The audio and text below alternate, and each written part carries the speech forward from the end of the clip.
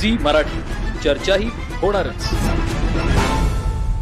हातकणंगले नगरपंचायत निवडणुकांच्या पार्श्वभूमीवर महाविकास आघाडीच्या प्रचाराला जोम आलाय.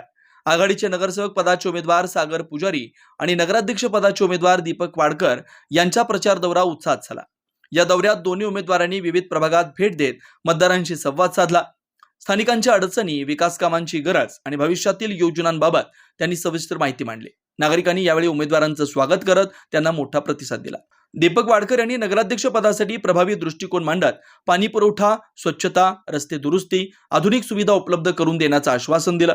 तर सागर पुजारी यांनी प्रभागनिहाय विकास, युवकांसाठी संधी आणि महिलांसाठी उपयुक्त उपक्रम राबवण्याची ग्वाही दिली.